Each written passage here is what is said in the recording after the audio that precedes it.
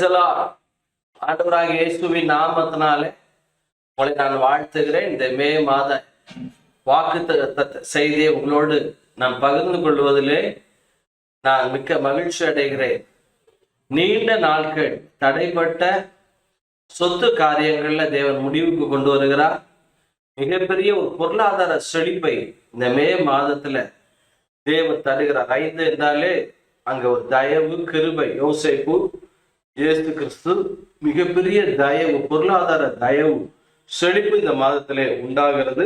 அதற்கு ஆதாரமாக ஏசாயா 45 அதிகாரம் 1 முதல் நான் 4-5 வசனங்களை நான் வாசிக்கிறேன். கர்த்தராகிய நான் அபிஷேகம் பண்ணின கோரேசுக்கு முன்பாக ஜாதிகளை கீழ்ப்படுத்தி ராஜாக்களின் இடைக்கட்டுகளை அவிழ்க்கும்படிக்கும் அவனுக்கு முன்பாக வாசல்கள் பூட்டப்படாதிருக்க கதவுகளை திறந்து வைக்கும்படிக்கும் அவனை பார்த்து அவன் வலது கையை பிடித்து கொண்டு அவனுக்கு சொல்லுகிறதாவது, நான் உனக்கு முன்னே போய் கோணலானவைகளை செவ்வையாக்குவேன். உன்னை பெயர் சொல்லி அழைக்கிற இஸ்ரவேலின் தேவனாகிய கர்த்தர் நானே என்று நீ அறியும்படிக்கு வெண்கல கதவுகளை உடைத்து, இதான் வாக்குத்தத்த வார்த்தை, வெண்கல கதவுகள் உடைத்து இரும்பு தாழ்பால்களை முறித்து அந்த காலத்தில் இருக்கிற பொக்கிஷங்களையும் ஒளிப்பிடத்தில் இருக்கிற புதையல்களையும் உனக்கு கொடுப்பேன். நான் என் தாசனாகிய யாக்கோபின் நிமித்தமும் நான் தெரிந்து கொண்ட இஸ்ரவேலின் நிமித்தமும் நான் உன்னை பெயர் சொல்லி அழைத்து நீ என்னை அறியாதிருந்தும் உனக்கு நாமம் தரித்தேன். நானே கர்த்தர், வேறொருவரும் இல்லை, என்னை தவிர தேவன் இல்லை. நீ அறியும்படிக்கு இந்த மாதத்துல உனக்கு தடைப்பட்ட எல்லா பொருளாதார ஆசீர்வாதங்களை உடைத்து உனக்கு நான் தருவேன் என்று சேனைகளின் கர்த்தர் திட்டவட்டமாய் அதிக உறுதியான தீர்க்கதரிசன வார்த்தையாகிய தேவனுடைய வார்த்தையை உங்களுக்கு தருகிறார். இந்த மாதத்துல நீண்ட நாள் தடைப்பட்ட பாபிலோனுடைய செல்வத்தை தேவன் உடைத்து அதை சபை கட்டும்படியாய், ஆலயம் கட்டும்படியாய், தேவ பிள்ளைகளுடைய நிந்தைகள் நீங்கும்படியாய் ஆண்டவர் கோரேஸ் மூலமாய் எஸ்ராவிடம் கொடுத்து அனுப்புவதை நம்ம பார்க்கலாம். இதை பார்த்து கொண்டிருக்கிற தேவ பிள்ளைகளே, இந்த மாதம் விசேஷமாய் ஒரே வார்த்தையை சொல்ல வேண்டுமானால், உங்கள் பொருளாதார நெருக்கடிகளை தேவன் அதிலிருந்து விடுதலை தருகிறார். பொருளாதார நெருக்கத்தில் இருக்கிற உங்களுக்கு விசாலத்தை உண்டாக்குகிறார். பொருளாதாரத்துல வனாந்தரம் போல இருக்கிற உங்கள் பொருளாதாரத்தை வயல்வெளியை போல தேவன் செழிப்பாக்குகிறார், காடாக ஆக்குகிறார் என்கிற ஒரு வார்த்தை உங்களோடு நான் பகிர்ந்து கொள்ள விருப்பப்படுகிறேன். காரணம், வெண்கல கதவுகளை அவர் என்ன செய்கிறாரா? திறக்கிற தேவன் அல்ல, வெண்கல கதவுகளை உடைக்கிறார். அப்படி என்றால் மனுஷன் எவ்வளவு ஜாக்கிரதையாக, எவ்வளவு திட்டம் பண்ணி தேவ பிள்ளைகளுக்கு விரோதமா எல்லா அகித்தோப்பலின் ஆலோசனைகளை ஆண்டவர் என்ன பண்ணுவாரா? அதமாக்குகிறார், பைத்தியமாக்குகிறார். ஞானிகளுடைய ஆலோசனைகளை பைத்தியமாக்குகிறார்.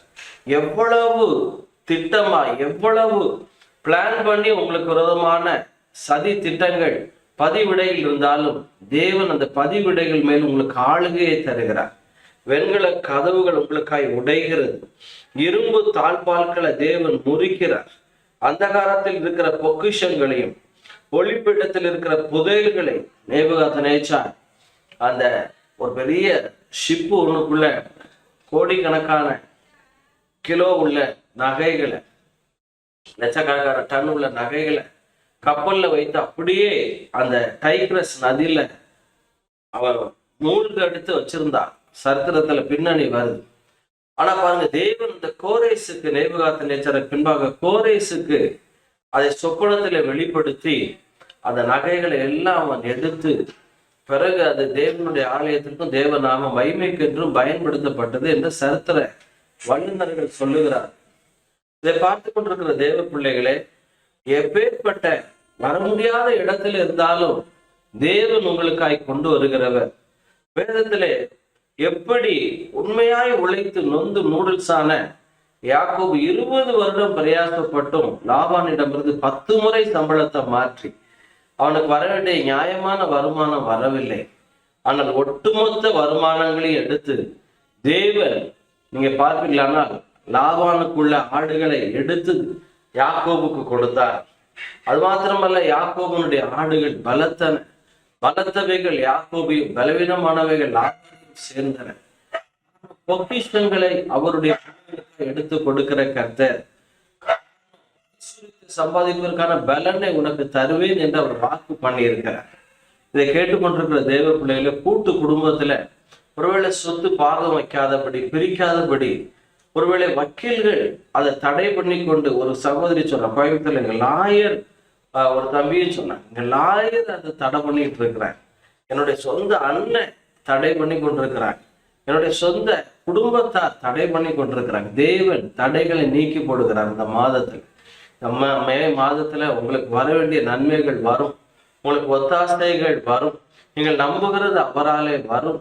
நெருக்கத்தில் இருக்கிற உங்களுக்கு விசாலத்தை கர்த்தர் கட்டளையிட்டு, பல வருடங்கள் பல கொள்ளர்களை வைத்து அந்த கதவுகள் எல்லாம் செய்யப்பட்டிருக்கலாம்.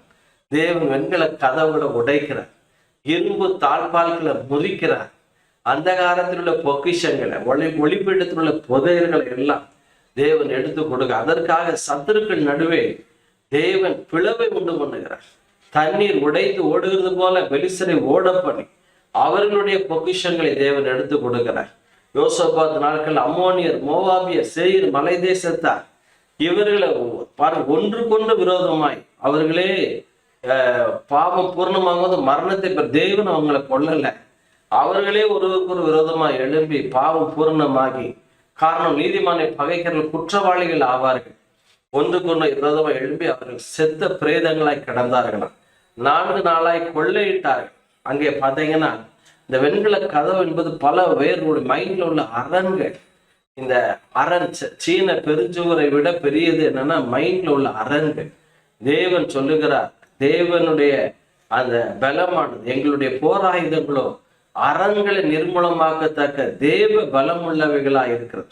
பல வருடங்கள், கிட்டத்தட்ட 400 வருடங்கள் எகிப்தியருக்கு இருந்த அரண்களை உடைத்து இஸ்ரவேல் பாருங்க, எல்லாருடைய எகிப்தியருடைய கண்களை தயை கிடைக்க செய்து, இஸ்ரவேலர் பொன்னையும் வெள்ளியும் உயர்ந்த வஸ்திரங்களையும் கொள்ளையிட்டார்கள். கர்த்தர் தயை கிடைத்ததுனாலே எகிப்தியரை கொள்ளையிட்டார்கள். அரண்கள் உடைந்தது, ஏராளம் தாராளமாய் அவர்கள் பல வருட பாக்கிகள், வருமானங்கள், கூலிகள், PF, கிராஜுவேட் எல்லாம் வந்து சேருவதை யாத்ராம 12ஆம் அதிகாரத்திலே பார்க்கிறோம். இதை பார்க்கிற தேவ பிள்ளைகளே, வாழ்க்கையில வர வேண்டிய நன்மைகள், இத்தனை வருடங்கள் லாபம் அவன் ஏமாற்றி கொண்டிருந்தால் அந்த பணங்கள் வரும்.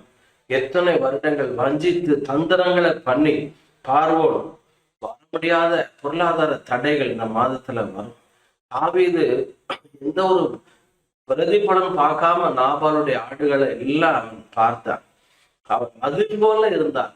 ஆனால் நாபால் நேர்க்க அவனை திட்டி வெளியே அனுப்பி தந்திரங்களை யூஸ் பண்ணி கலட்டி விட்டான். ஒரு நாள்ல லாபானுடைய ஆடுகள் தாவீதை வந்து சேர்ந்தது என்று நம்ம பார்க்கலாம்.